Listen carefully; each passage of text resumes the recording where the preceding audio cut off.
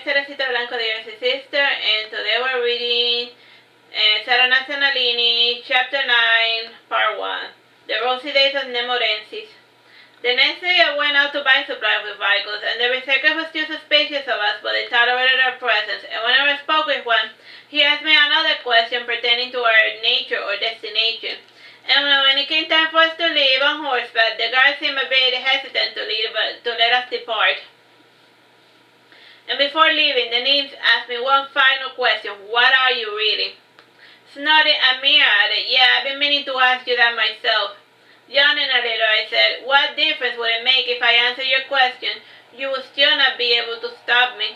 Indulge my curiosity, shall, retorted Undine. I haven't decided yet. Again, my cryptic answer left the nymphs even more confused. She thought a moment while rubbing her chin, and her face furrowed into a grimace, and it seemed to me that, since it was not her forte, and despite her prodigious memory, all she had to go work with was refrigerated knowledge. And even so, she was a sly old hag.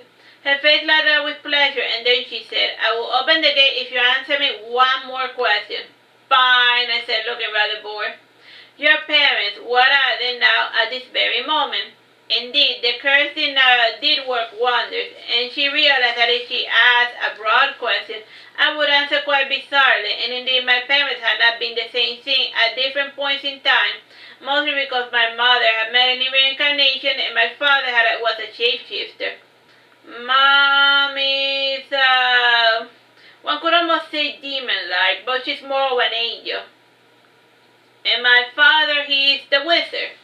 This answer satisfied everyone's curiosity, and even those of my followers, and the moment I coupled the words wizard and demon, everything fell into place in their mind, and indeed, I had said the most mundane facts pertaining to the true nature, and after all, the berserker titles equated to states of beings, and they imagined that I was some sort of magical construct, which was not too far from the truth. Unimpressed, they opened the gates for me, and we rode together, and in a hurry to put some distance between us and the berserkers, and I rode ahead, followed by Vaikus and the twins trailing behind. And the fairy flew over us, enjoying the warm autumn sun, and if we maintain our pace, we will be in Nemorensis in a month. And none would stop to eat, and I suddenly lost my appetite, and nor would I regain it ever again, and indeed I have matured much since I had gotten over my obsession with Nalini. And during dinner, Amir remarked, is it just me, or did you get a little bigger? You know, I am starting to see it as well, added Casimir, biting down on an apple, and Crimson Rose said, stand up, Nalini.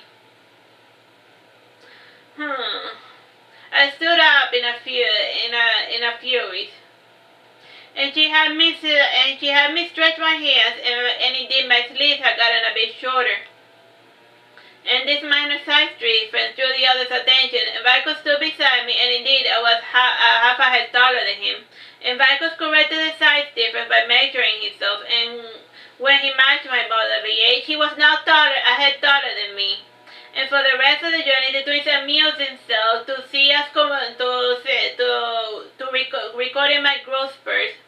And every time I grew, Vaikus made himself a little taller because he didn't want to get left behind. So, like the girls grow a little taller, so that he grows taller.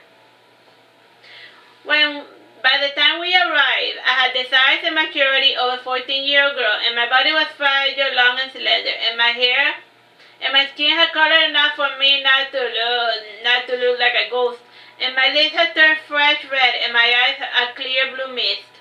And my hair by now went as far as my waist, and sometimes I wore it braided when it bothered me. At other times I allowed it to flow freely behind me in the fashion that made me look epic. Indeed, I was long overdue for choosing a form, and the moment I outgrew my robes, they would lose their ability to modulate my powers, and should that occur, it would be hazardous to my friends to be near me.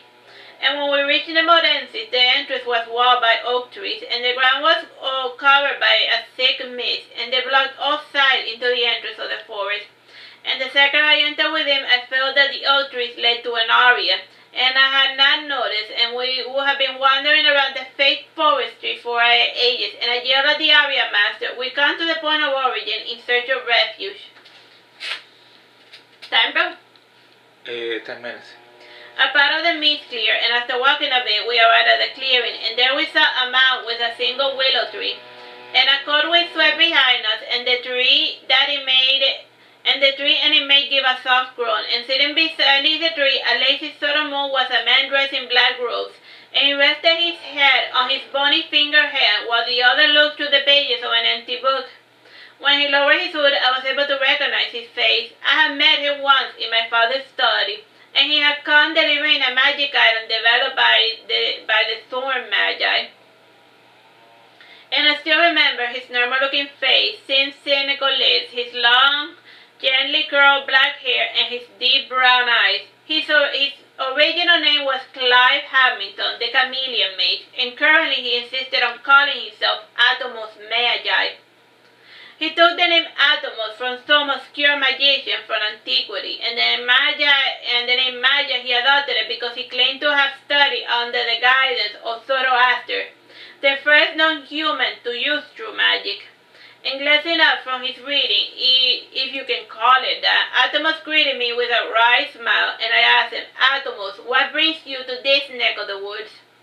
"I was catching up on my reading and lost track of time," he said, stretching a bit. "So I noticed," I remarked. I will let you walk deeper. Just know that this area leads to a second," he said.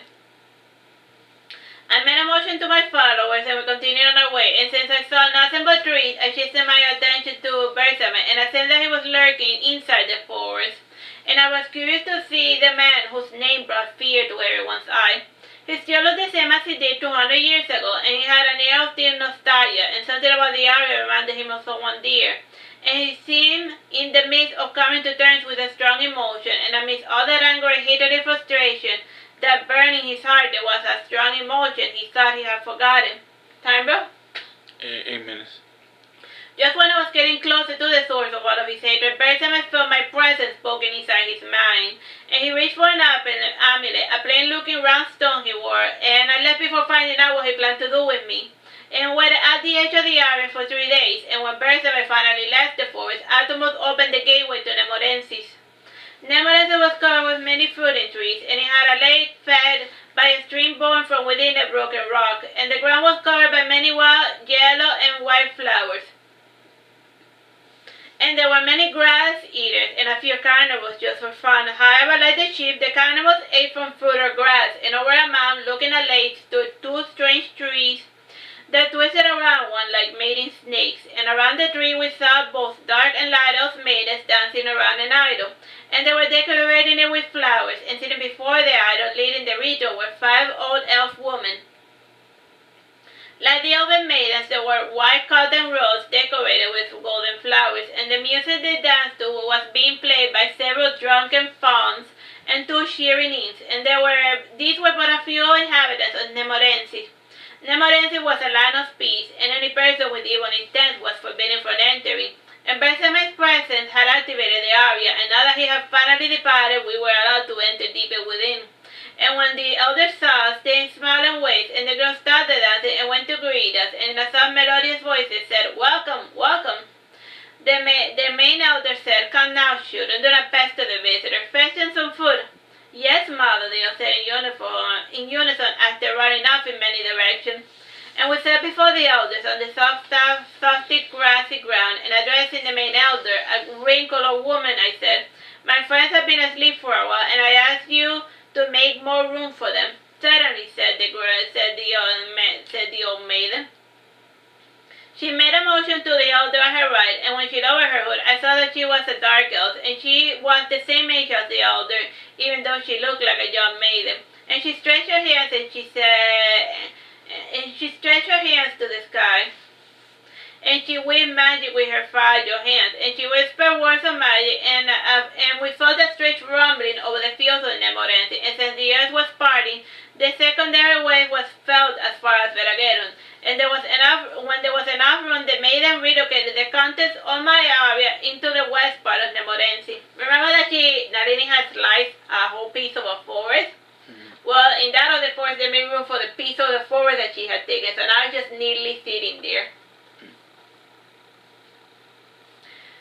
Once outside, those within the area stopped being frozen in time, and around them grew the fruiting trees native to Nemorensis, and the flowers sprouted from east to west in the old elven forest. And my friends saw this and realized that they had finally arrived to Nemorensis, the mythical land of peace. The fairies were the first to make their way to the center of Nemorensis, and they marveled at the strange interweaving tree, and the animals in turn turning with the peaceful aura mingled with the carnivals of Nemorensis. Indeed, it was heaven on earth. And after a simple roll call, my friends went about their business, enjoying the peace and prosperity that Nemorensis offered.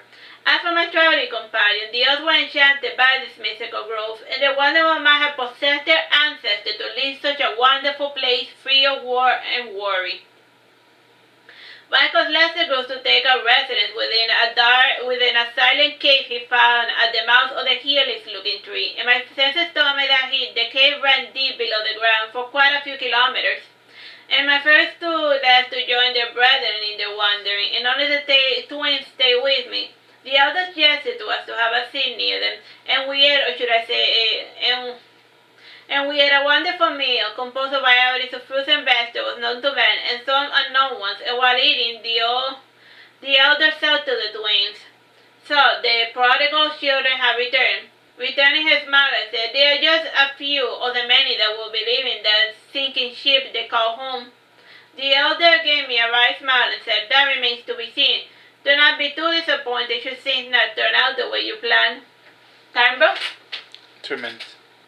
Catching me upon the munch about Nemorensis, and for starters he had trouble sharing the same space as the other darkers along the forest, and she was trying to get used to the idea that in Nemorensis dark and light elves were considered equal. As for Armir, he was too full and too happy to care, and Kashmir eventually collected her thoughts and asked a question that had been banging in the back of her mind. Why did our ancestors leave Nemorensis? The elders gave each other a significant look and then proceeded to explain. At a certain point of our history, our group divided into two factions. One wanted to stay in Nemorensis and live a carefree life, the other wanted to leave, so they left. We already know that. Tell us the real version, they demanded. Again, the elders gave each other a look and said, up until recently, our world had a cyclical time frame. Past, present, or future, all was part of the eternal reoccurrence. This all changed when two destabilizing forces entered this world. One embodied peace, life, and prosperity, and the other blood, death, and carnage. From these dualities there came our first gods, and in order to sustain their power, these gods needed proper worship, and they could not get it if they had to start from square one. And instead the future turned into past, and we know not how, but suddenly time started moving forward, and action started to matter. And with time moving forward, our kind was able to mature, and in exchange for knowledge, our kind lost their eternity. And the simple minded elf maidens that you see here are the remnants of the original ageless elves. And then there are others who started remembering, and what they remember we know not. And they were the ones who brought wars and strife to Nemorensis, and they took with them those who also remember, and persuaded many others to depart. And what became of them after they left, we know not. Time, bro? Less than a minute. Alright, we'll just leave it here. Bye bye and God bless.